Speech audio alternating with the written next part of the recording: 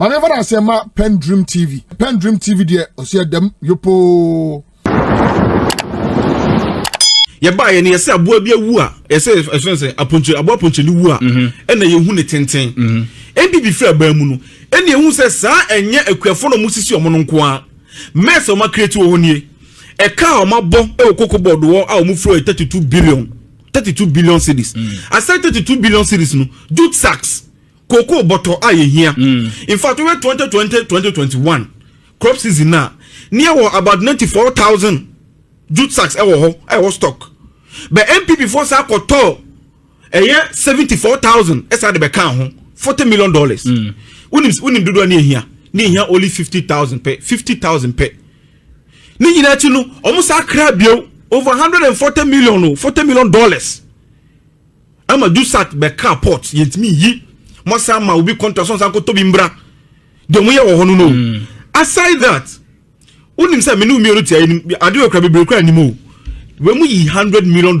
e de koto pruners any slashes so mo de ma kra for no say be kra ni yes in camp o say so twitwa campaign sa ne man o ti koko e de be bo kra for no nyina me say me to me ye koko fu wo enyinam so in fact Sëcrët so forest e de koko fu wo enti minim sa de me kan nyina te ko no ni koko fu Poliando ni koko fu anodom pre oni koko fu enti o mu nim koko no de ko ene de ba moto pruners wie ya mo de koma kwafo no reject pruners no why because take ko to di pruna e se nsem obeti ato wo de slash se nsem obeti ato na mu odu omo say it wasn't fit for purpose ho am say akwafo no so mo mpe because nye we no mo pe enye kanu no eye kanu no ene me no ka se on kan say debt restructuring no koko body ye bi me no ka say March e was say 300 million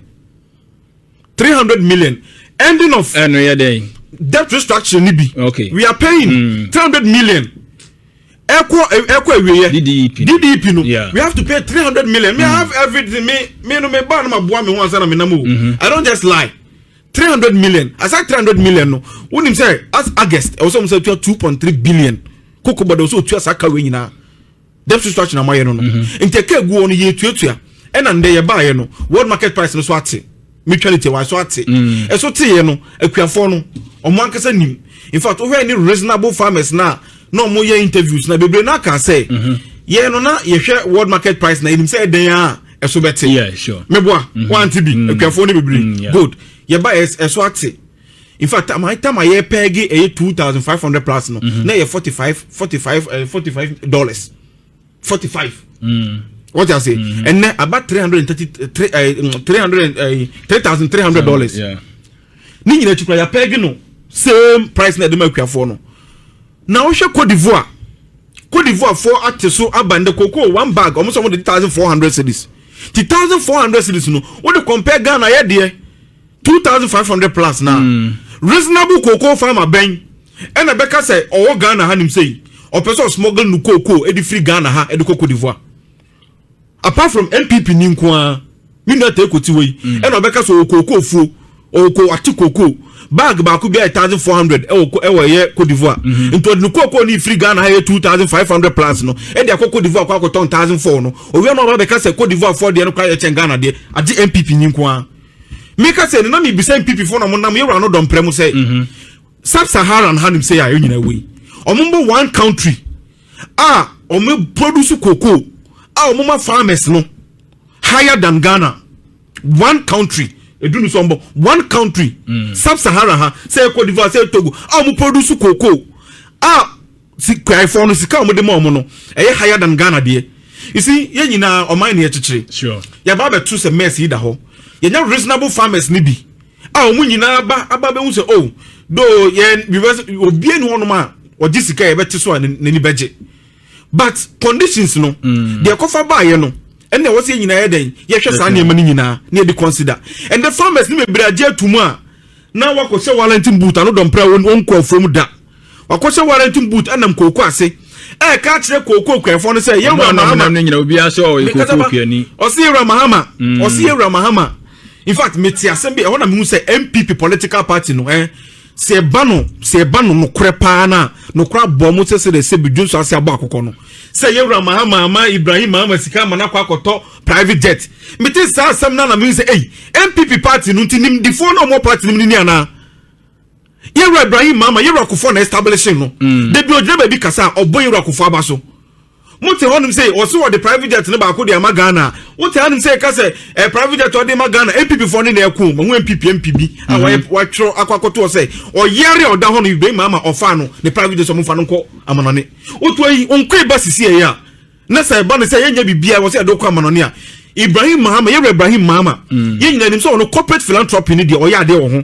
Hwe nua ba Suzy nani eseye de no ye school ni no eka wawu eka se bi president na ni no ko wa de bieu ba nyankopon enam yewra Ibrahim Mahama so ama ne okati asefo ho ema ne nani no wodna ko amanone amama kwa kohwe okwo no o de private jet na de no ko yu eti ne yewra ko fofo private yewra Mahama private jet yewra Ibrahim Mahama private jet yewra ko foado ofu yewra Ibrahim Mahama private jet eti mumu hawo ne sen just because or ni nua ye friend say my president inti enti yam crucify no bibia e wo say ye bia ye fa betale no ho you see me dey ba we yam me ka magana fo nyina hu say ndc aban enya ade a kokokwa no ye beja omumu saa in fact first no say okoton kokoko no kra na ba percentage kakra na akuafo no ye akuafo aban ni benya no ya bani side to fertilizer side make akuafo no not for sale free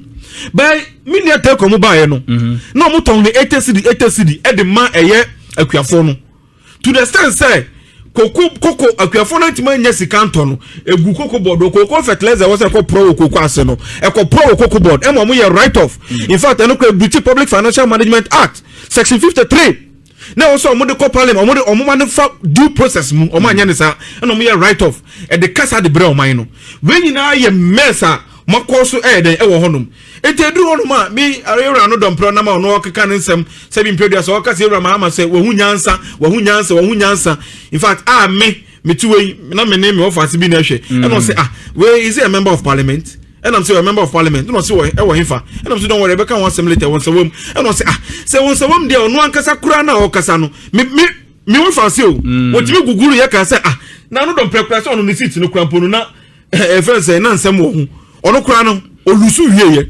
etiru no dompre ye pese ohun ni say wo eho wan bo homodi mpo koko farmers omo kura wan bo omo ka bo omo oho no ma enka vote awunya ye no enka ye de be kira me hu sampa oba ho be ye MP oho no together with your MC and your DC no you were able to help the cocoa farmers there and the cocoa farmers no nam no yini mi bi basis o ma so a mo de nam nyina no me enya me nwanwa bas no nim say madam fu baako one Paul Yando nam on se o moto apetese 3 gallons ene gu bas no mu ade apetese 3 gallons ene gu dio egu bas no mu to ma implant o mo boys bi o mu nim o mo yeso mo kofa mo free kaso a ho ba bi boys na tamo no mu ye demonstration no okay tamo mu ye demonstration wo kaso a boys no mu na mo mu num wi okay say you know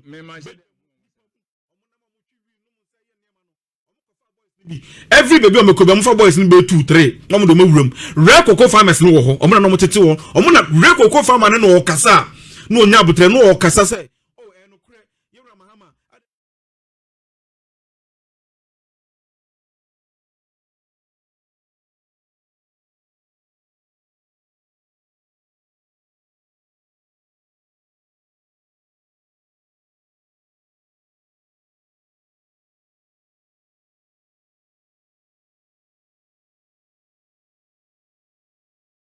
Mahama o de meka President Mahama o de meka tete wa numbi dia bi oni koko phobia o koko kwefo na no mutete no mujejina no ko ni koko bai obi koko jina koko no kwa hye kra anya bag ba kompo endu bag ba kompo koko farmers na kasa wo ho omuna no mutete wo no mu no in fact omo kra no me na ba bi kasa ye o se NPP ni kasa we na no hu se yewra no dom presa omo form ho adwo so mpese omo be say NDC sa campaign no atwamu sa campaign na mu ye no atonso mu teko ope kokofu a brame no be kom ye kokofu mu e wanyinam so sa wo kra do ye wote honum no kwa kohwe adwuma ye wo honum ye nyina affect ye ba be ndен ye ni hweka e wo say eja ye kabo mu ne boa na aban no hyehyɛ ne bibia koso yie enti kokoko kwafo no de yesere mu yenim say bebre adu die emu odin but coming days no minim say ye John Dramani me Muhammad hyehyɛ wo de agu akwa mu nti na bɛboa mo ena ye guso ye tuatu ade mo na wo ka say e bia fra waka say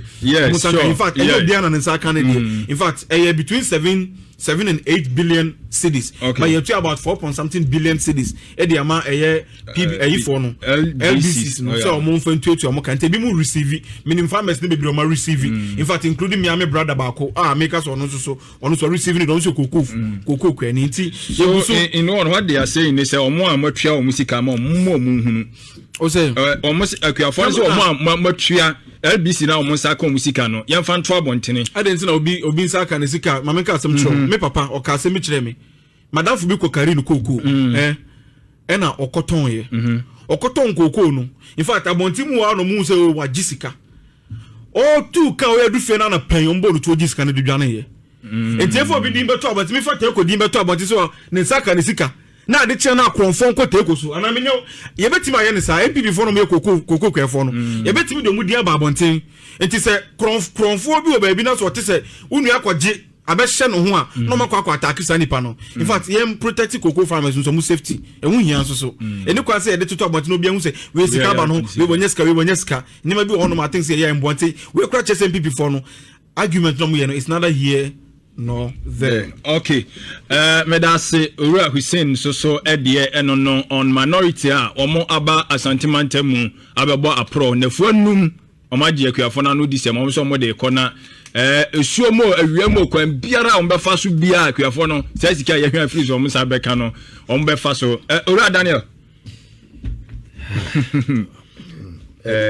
ma yentie wei edimpa ebeyamre nyameti ase yen koko nsem no ye kan na ya ye a little careful because a very sensitive issue sure na ya stress nyankopon nim de ye ye mane mma emisenka ye John Dramani Mahama the second time no ko ya enanka covid ni ba yanka Ghana for nke fa be because obaka say onje to nya dia Ghana for 2020 teacher for motifia ka doctor we nka na otifi during covid nka ni sikamba ntinka savings kakra wa ye no so kebia na nka nso abusua no for that long tibia nka aban tua ne kakra okay because the logic they are using now and say ya tikoko eso awa manone nti doli sisia no ya dia say kuafo no bite the bullet omode belt bomb yem ne mum kokobor CEO no a ono ondo koko dan koko afomu da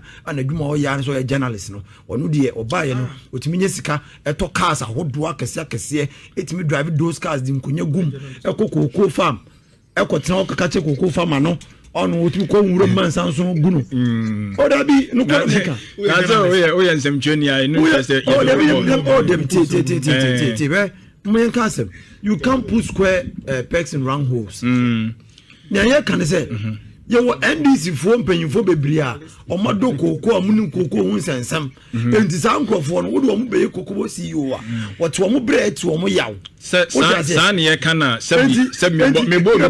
mebo bi di aka se menye se manisa no owura doctor napo ye nyina nim se doctor ba se wo ko Ministry of Education ko energy akoye wonderful akoye adwuma ti de me kan say Randia Benson sama ye anti ayi Mahama ade ye Canada Facebook no so nti betimi aba de meka ko sini say so kaya na nado danko akufado mampanyini e ball nto aka so di free sechit beba over 8 years obeye mampanyini na nkofo kura se nko wontwen na the second year no implement free sechit o se there be no child should be left behind and therefore we implement it in the first year to the benefit of everybody.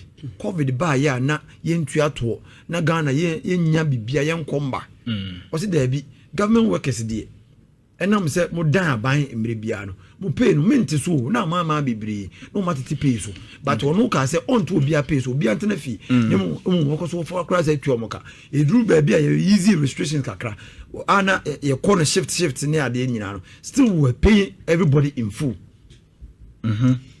Koko ye koko nsensemi ye koko fo ahwe ye since independence e fititititi na koko ye dia so ye manyi mo ama ye manyi ahwe ye mfie bebre na mfie ba akompo se koko ya teso wo amaman so a enti nka ban ni ntimi hwe koko fo no nka jom se 3100 na bandada ni tuamo no ye tua sa 3100 na mo ama mo afi ni ya hwe se afi esa da ni no se ye teso a ebia eno de you have to pay the right prices enti nka pimpin na se bio omu ko kare omu koko and 3100 as 3600 no se nye opposition na no tum e ka se nkofo bi wo ma maji omu koko a e so mutu omu ka the old price a anka ban di 2500 e se omu a no maji omu koko no kon sa ban yi di atrimodene na me yewu se papa tina na me bi se da kwama onya heaven obako ta boni ababa tina ma wudi da kwama onya heaven obako because the way NDC are buying John Dramani Mahama, His Excellency, attacking the rural economy. No, Jama Yamishie. So good grunke to more. Me no matter Kuruma, Mokuma Meti, Naman Kunke to Munko Yaduma as to campaign idea. It's not a simple man, and maybe a criminal for car. Nami Tiasi. But during 2024, and I'm called Bois Madame for you. Jama North, a campaign or parliamentary candidate or Jama North, Eric Yeboah. A honor me whom Cotina Hoka Crabbe Bosome. A honor me tea, rural economy, I say. A honor me tea, how helpless I want to move from rural areas. FM. When you go there, you see the job by all a provision shop. And now I say, queer. But so many and I say, oh, and that's what we say business be bad, can be on some. It is not there. It is the helplessness, meaning how to even express it. Because it's me piano and them chrome one more. Now, many be dim come. Say, what do you have? What can you get? The situation is so terrible. It is what we could do cocoa. Now, also, no, the own chrome beton doches ma cities in here overcrowded. Ombe resort to crime okrum no better kura no do kokoo dey support Ghana man na envie ba wo ba ye the first year when you this issue say ye kokoo for na wo say wo ba ye to move free 4700 that cost 3100 wo say won't be there that get cost 6000 that man NDC ba mu na kokoo price that get check based on price no that get to 4000 but mo kaso be to 3600. It is a month when you know, 3,100. No, Munka say, Abai Bekusimu, ya de Bamo 3,100 na a fee. A bria, Abai Bobu sent Coco for a farmer's Yanyare. Because over the years, Coco, the other Ghana, Mama Ghana, ye, you can feel Bako, Sabayas or yes, I don't go on your Bia, a broso. So, Bobu Sandra, Coco for can say, Moon 3,100. You are threatening them, say, Satis will be more, Mubasati so. I want it. Almost you will pay you. Jump to your grandma. Almost and I'm saying, I test you, Gaman. Or matter so at about 2,500 years or Tukuno. Omba Bamuni and himself, the Kana or the Nam Cromano. San Carlo Pabino. Want me, I'm from Free Campbell, Kumasa Brow, on your common for your woman. Saka ni ni menel what me V8 by 16 e kokoko from kokachom say 2500 e so say 3100 minim do chere mass se ni mass che wu a minim se so fun so wu no di sa atro na so you because 2500 e so say 3100 you go and tell the cocoa farmers ye ko e ho na ye ko e from one ye ko e fact finding and then you person ko tiase okay say and so na aban how ben na de makoko farmer na ye wia ye nim ye nana no mpanyimfo bi wo mo de o ma anotumu a ye ma mpanyini beti because ye de politics na ye de be ka bia no o mo ntiase okay ye wura na se to be bio ambodi an mamu so o ye kwani kese pa enti ye nim se ko nya fact ni nyina wia nye de be kire ye wura ka e ka ye ma mpanyini beti okay. So it's not propaganda as usual until you say I am for the bum. Say what is say you wear person by you how be catch you say ne ye akwafo ne ka ye nim say you so asantema mu hanu de ko so kokoko farm ho nyina kokoko farm is mu na mu nyina no every single day oti menshia because he has a network ahemfo ahodoɔ ne ade nyinaa whatever is happening there yɛwurate yɛsɛ deɛ ne bɛba ɛba yɛse abɔso baa ne magya yɛ de ɛpae then yɛwura bɛhunu sɛ he has to talk to the political class to do something for the cocoa farmer because ɛnɛ nea ɛkɔ soɔ yi people are dying because already no sɛ wote so saa ntesoɔ no abɛsisi ano sɛ deɛ na mmerɛ bi no wɔtwa last season onya cocoa onya bɔtɔ 10 no nea ɛkɔ so sisi ano yɛte so firi 3,600 aba 2,500 it means sɛ mampanyini afa saa nipa no 10,000 Ghana cedis. That is how bad and that's how dangerous it is. Ti sɛ mampanyini ntumi ankusi the cocoa farmer anka nkyɛn sɛ wɔdi aba impromptu ɛkwan ɛfa so a ntesoɔ no aba no ne kusi mu mo gyina yie sɛ de bɛyɛ a the next season no sɛ ɛkɔba de sɛ ntesoɔ no bɛsa aba then that one deɛ mo ti aseɛ deɛ na sɛ mampanyini de adwembɔne ɛna ne cocoa farmers no ɛdili wɔde nsuo gyina n'anum ɛna ne cocoa farmers ne kasa because cocoa farm no the cocoa farmers they have taken care of Ghana for a long year na deɛ ɛka deɛ mi hu okay and they said even when we were paying 3,100 a bra you be free 4,700 a quote 3,100 a bra you go home na you cocoa farmers bi e do mu cocoa farm na e ma galamsey okay na you cocoa farmers bi e dey bi so ma rubber for et ne ya te so free 3,600 about 2,500 enu na ene utimi babunu a wo twa cocoa aboa no the petrol gus no ahye no na minim say ndisi for ayero adwoma amadano cocoa beans no minim say ya kan dem encourage saade no me see cocoa beans no ene utimi kan bankudi ofia na na me bisa say wo boa cocoa na di ja tum no e ya de a wo say I am sincere the me kan say I am sincere ba sincere no say people are bold enough to gather their cocoa put fuel on it and burn it. That's how dangerous it is. Cocoa from ene utimi no obi no the cocoa me so wo say video na more beans are not in the chrome Elton beans, cocoa beans, no. That's how desperate our cocoa farmers are because almost say LBCs no much omoka. The LBCs no. Yes, medicine no LBCs licenses buying companies no. Yes. Omokoji loan or bank. No matter be to cocoa no. It is a abai na wode ne ka no. So we trace to banker automatically the banks will take their money.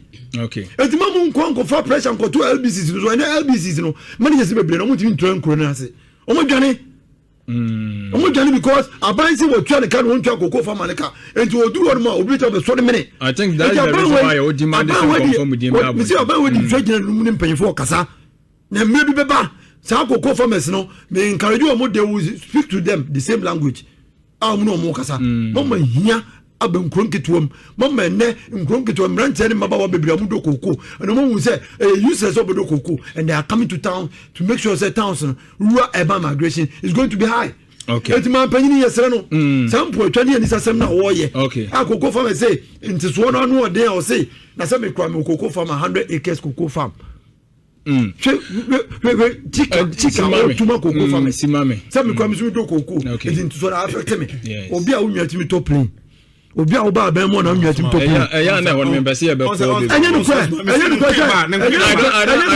mama ba ben mo na yewura mama eto plane ka eno akakoto enye no kwa minnim eno enye no de ka say yama panyini mire bi etwa mani ye to yes ye to ya na sima me na afena na let me say am time to we say dia man yama panyini say be ntimi mu ya campaign say o so so obiare ewiem sem ene wo de wo to bi me si nyankopon yo mbedi so wo pe akwa o mo se o madwene adwembone pa no mu di mu man me da se ono so de no dog yanko kakra bi na menim say yabion ka mba chika krabata I think say so this is what I am saying. Okay.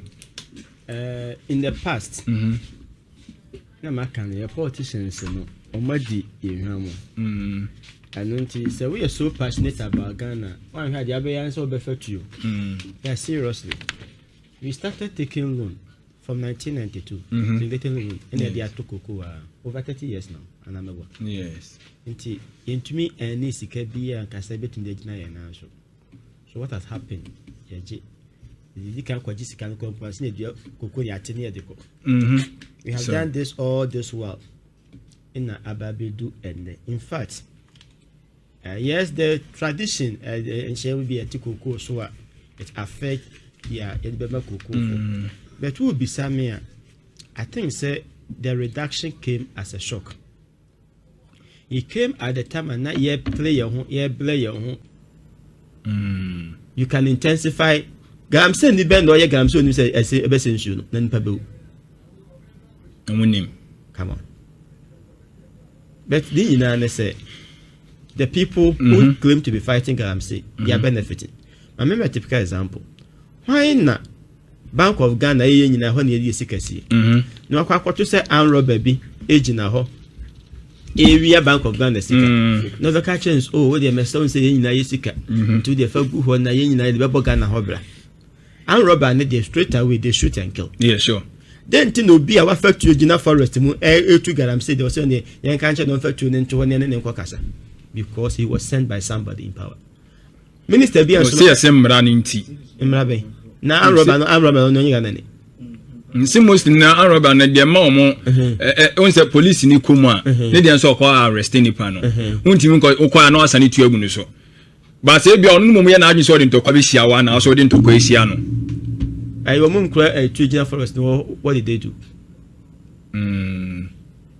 se bia police no ba omo tutu omo we have people protecting them and then it also say fighting Galamsey na yayedi and it is difficult for our political leaders because yes, omo no ye. Inti yemfa say advantage no akọ. I'm not saying 7 years to Galamsey. Now akọ man the boss, obekwa na the boss na gina ho ya. The only thing you just speak and come back and come and complain. And no one is. So we are looking for somebody over a bit radical with the fight of Galamsey. And GD say emrate we betima nya obi sa. Because we all know say NPP na ko 9 this year ba. No na be ye din no. And I don't know. I have only one solution. It takes all of us to fight Galamsey. We can hurt the economy. Say, if you don't see, you see, the reason why at the time when the lecturers wanted to go on strike, because it is us. It is about us. What do mokra mo die abamu na nkrofo se mokra na se magumu nsem ama aban because yen nanim se yekoto abai mo sori ye mo institutions ni mo nyina mo sori ye e ba ne sen because ye gidi sen ke toa so a the dreams abai a e bi anka ban nke yahudi mo pese mo kan the powers that be enti en America no sanka e benya a week a driver for unko, a teacher for unko.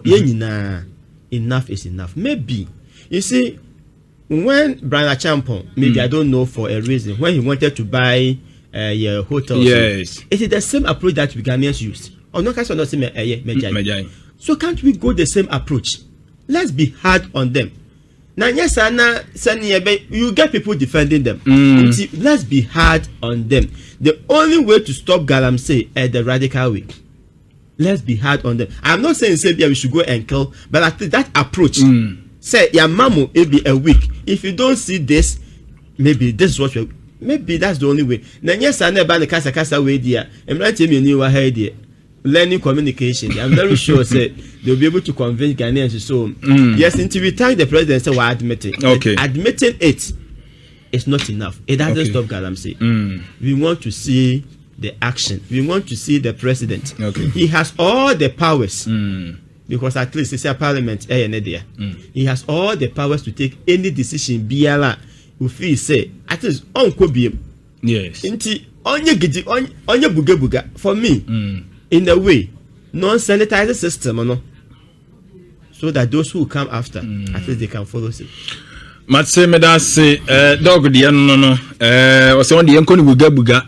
Udi senior de si ya beto a de besi bia na si ya me dese na wo kan se wa giatum se mo nkrofo na mu declare strike ni ade no ma yeko mu dodo me na me gidi ese na no boa yen pa na no boa yen but mo nyina mo tekoda nti aban free so this ya na ye okay emu adwo ke bia kan moto aso asabe ke ye ko yanim ti no eno nkomo a ye die no ye Galamsey a ene Ghana man panyina agi atum se ne nkrofo kan obi na ye ne ye hwese nti kwan be so agi atum awie no what next nti eno ho nkomo na sisi andog anu si ye ewo ho no na nkomo atoso mienu a ye ba be di no edom ketu anu ba santimantem na won mutu anamon abaton be so maako be se aduonu so na wono mo ekoye na okay koye na ensem bebre na omo kekaye na ensem bebre na akuafon so ka kire omo medase ntino oba Facebook a wey bra dom keton ko pie mu o offenso etifi abaton precious that is offenso enough ko pie mu ho edwadfo no kwotena wono be se no nan omote wono mote na nsuo no ka nanim si so aya asa agoro teta nsuo no etonya na obi apija akunya wode akata nti bla Facebook na de be hwa de we so atwa bode ha ba na wode akata nti kokko ase wono mo ebi di nkunya na de atoto omutiri so ese baba okra na ni bra nya asem ketwa omo je se ensuo to awie bo de be si bia wo mu je mu twa dom ketwa no no ma kom ha wode ache dom ketwa na mo so de akom na sebedwam na omo enyam na sebedwam so ba bia wo so mo de ko biara omo gidi ese omo sika abana ti no abana wadane high sense no omo na kan nyam na mkan omo so watete su se hu nyasam ketwa ana nsem do mo ka bi pa omo si Ghana ha adwumayafu awo omayi mu achichesfo dog tie ye tiri sika so amje so on tie ase woni abane de be fe so doctor ni utiri sika so a woni abane be fe so ni obegya adwuma no kra close akime fa nko akiri se nra yo se da eya na omo se oma call of the strike is saying so ni nya ni se wo mo kra de nya so musika ni atesu o wo mo se pebi kra ka ho adodode bi aka ho abane mfa ma wo mo no mo no akuafo sika koko sika de bi twetua mo ka ni ade de ye mputu nyuma o no mo de se ehwan so etu omo ni abre omo kansem bebre ade kire dom ketwa no na wo mo de omo so mo mpe ne toto mpe ne no a ekro se maka menweye aban yi ba omo se aban ni se omo bode de omo trim se aban so omo 6000 ebi kra se o se 7000 wo de ye se aban ne fa se sika ne mo ma de na do dan kwa kufa do ja ho de coin no 3001 no on fa no ama wo mo eno ne akuafo ne sem me di akire bi na fo num ni nyina me no omo ne nam ensem omo ka nyina so omo pe omo 31 ne saa eno ana omo pe na dom ketwa no so ensem omo so ede nam omo ka ne se tie bi omo se aban yi asa na do dan kwa kufa do bo ka gu ho okwaje sabusia ya ekwaje ni ade batuto kokoo no syndicated loan no omo se aban no beje ye no wantwia wagya manaka ene wo sode koye omo se nya no kore ebiem aban yi de Ghana sika akoto wiem hyan maako enum ono ne de abaako enan esoso ka ho a ene wo se omo se ono ne de no kra de adwari baabi na baabi soso kra no ye jaye nan wo ho ne ye che so omo chirechirim se de wiem hyan ne tie ni nyina omo chirechirim mu but me concern ba ko ne se aban no se wa release sika no ye I think 4 something billion say yam fan tuatua akuafo no eka that is koko ka chefo ne fa nko ye ma omo no mo tuatua akuafo no eka na aka mu no se de be betumi enso aboa koko ka chefo no bi me personally me ni bi mu di nkomo o mu bi no mo enya program we ase me ni bi mu do ebi mu se scanning mai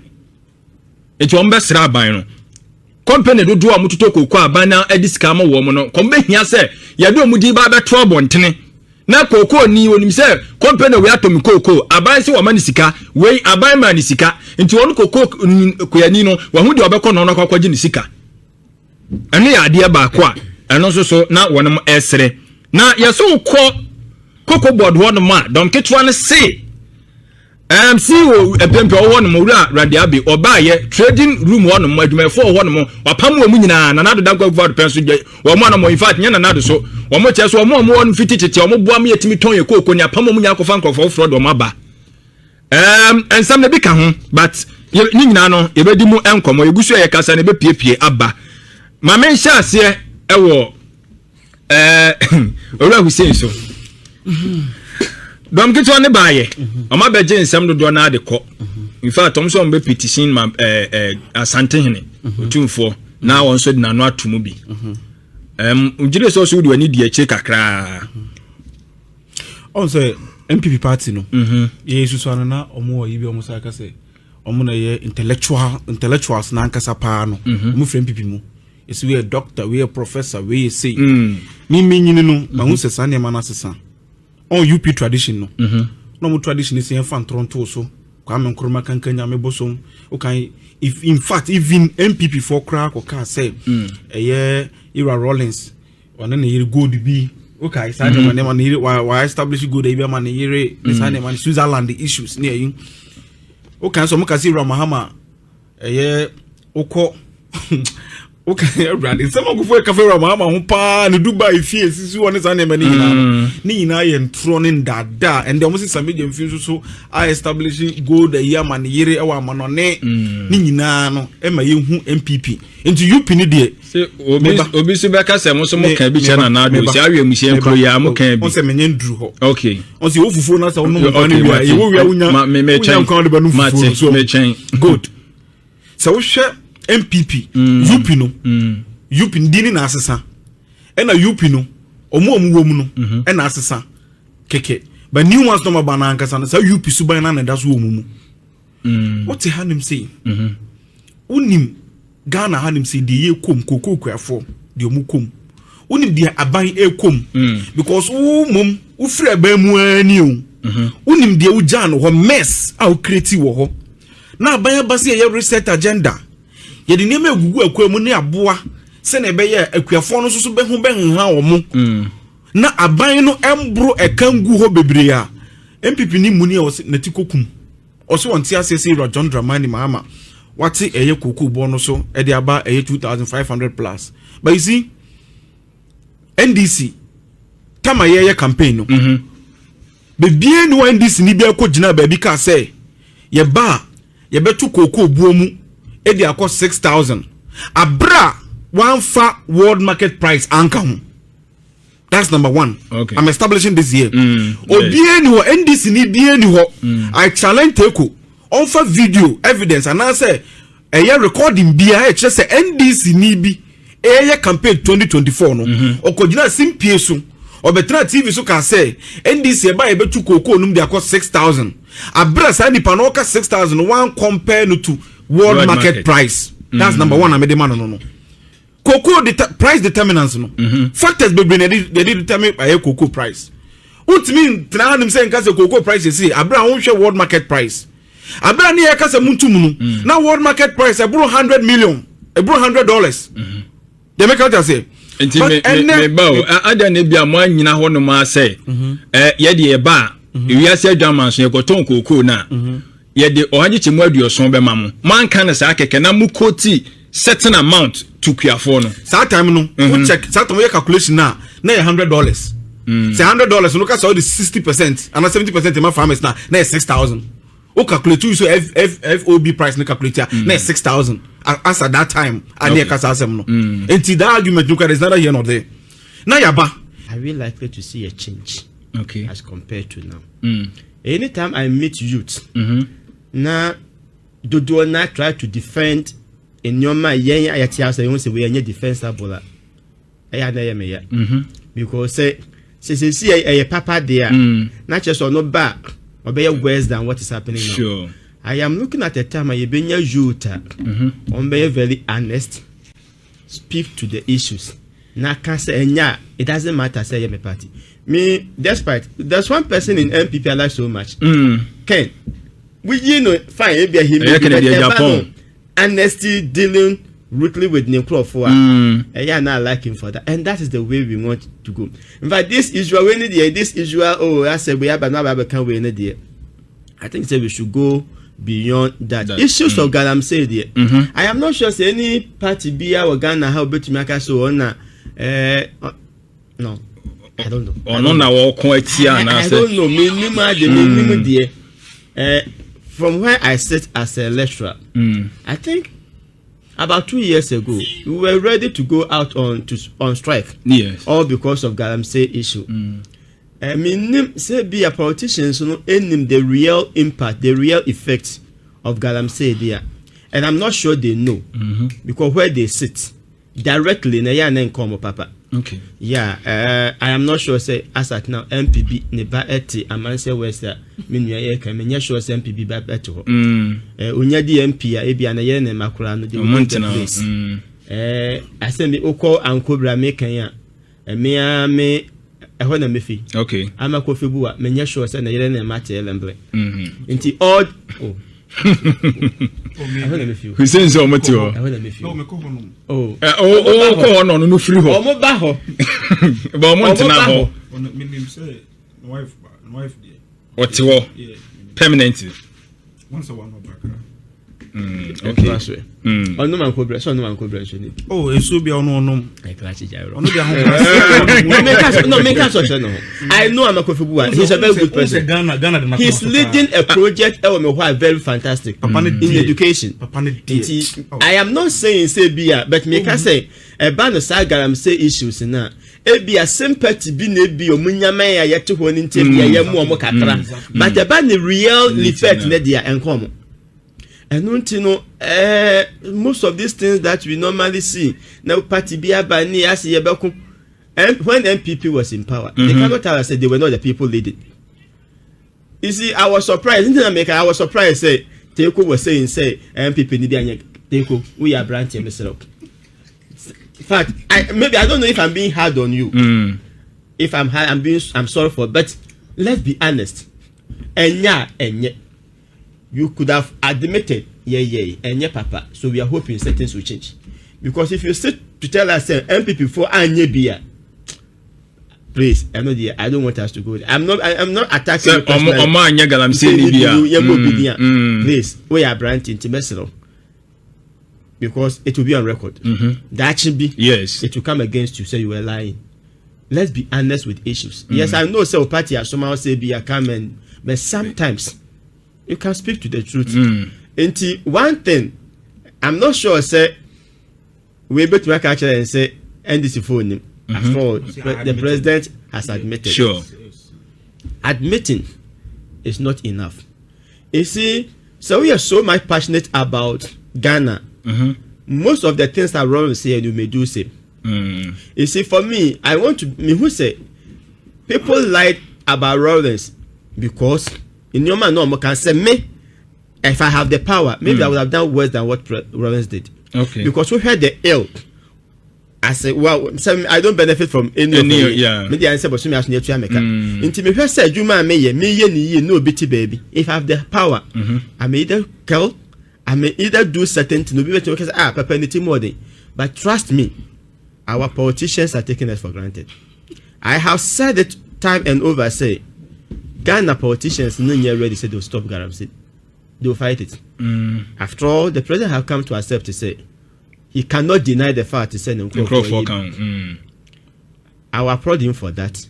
But the question I want to ask is, if you know them, what are you doing? So when you say, what are you doing? It is not enough just to say, oh, in the year then. That's not what we are looking at. You see, we are looking at a position. Our reflection will be our orientation towards actions. And yes, idea it just becomes a mere thinking. We are looking, say the president will sit. No, be winning say. Okay, you see, we have Ghana history now. The best time of Ghana development, time. Na leader no a bit radical, a bit autocratic, a bit senior yes. In Nkrumah time, every 12 o'clock, Nkrumah will come and announce and sack people. And yet, yes, you shim na yenyanto basiani ade to sanitize the system. Rories became junior Jesus. Why? Because people felt to say, at least. And you can see, say, Ghana better development thing now was at that time, and now Nkrumah, and we praise we didn't quite say, I can was in change, not your person, I'm looking for a president who will be like that. Okay. And can ye no so I'm pa minim say Kofini Ameyebi, and then you can't kill a hona a do off. Nagana for who said no, at least a new beer, no willingness, no commitment, no. And yes, I never hear me talking. It becomes the usual talking now. Yes, I know our president is a good communicator. And until about communication there, he will speak. Okay. All throughout studies and research will also say your boka in mining than the money that you are receiving. In terms of GDP there, gold is ikano eso. But no development, economic development, this money, it is giving us negative 11% of economic development. In terms of GDP, say cash but the contribution to our development is negative 11. Negative 11. Okay, so form negative 11 because the cost of repairing the effect in our is more than what we are earning from it. You can't quantify. So how now no sika de be solve no. It's more than sika. In sase asay, in su asay, health wise. You cannot. Your countries bebre ya go do mo kwa man so koton no. Far less than the Ghana deco, but they have developed more than Ghana. Okay. It tells you say we can do without the kind of mining that we are doing now. We can. It's only because people are benefiting and they are not ready to let it go. Me from the way I see things, and by a day pass say, Obeka say galamsey ebejai. Because we be oil deep into galamsey will never stop. So we man alternative like ejuma be na man. Ejuma be na man obi galamsey. My course school ni na to my terminal with my terminal degree. I can try imagine no. What the man will be a one see class mo galamsey awonye. Inti ejuma ben na be ma galamsey ni a. Obeka so say say menya say ejuma we nti me jai galamsey na kwa say ejuma. Ejuma ben. Is it lectureship and a professorship? Na me professor project say. And if you want to go the nice mon kasa na ye so mbeja trust me, it will never that. See no mo ye ne boko no emwa. It will never happen. Martina priest for 6 years. Okay. Until for galamsey issues I know. I have been around areas. Galamsey ni ben ebe catch say juma bosome and na say dey obetumenya 50,000. Obema no so onko ye nkoko. And I say onko ye fu no to obejai no akoye nkoko nketenkete. No human being me njo no minimum obi o ka che me say saba bibia adwuma no se bosu bi twa nka 5,000 kora no onya galamsey nko ye say adwuma no 5,000 me say and there be na che say 5,000 be na bi ya kete for na bi but obi a boss ya ankasa o ye dey obetumia 50,000 na so nya no nko ye nkoko nketenkete no kodofu would nikos ekosi lecture room so when the onko school crowd the onko ye lecturer crowd pony man akatua meje crowd onye. The kind of approach I use for me, it will not help. We need somebody who will be radical. Seriously. And yes, you know, Monkasa na yen. For me, that's the only way to go. For me, that is the only way to go. Because it ends. It has been there since. And intensified because now people find your tools. I will to ye ni ye as can be bamboo. Into so big jai galamsey say it will never happen. And then see, for me, I believe it say we need to be radical with our approach. PENDREAM TV now so far so good. Say open online portal e wo Ghana. Nipa share, nipa follow, nipa comment here. To my best of knowledge, without any biases, PENDREAM TV.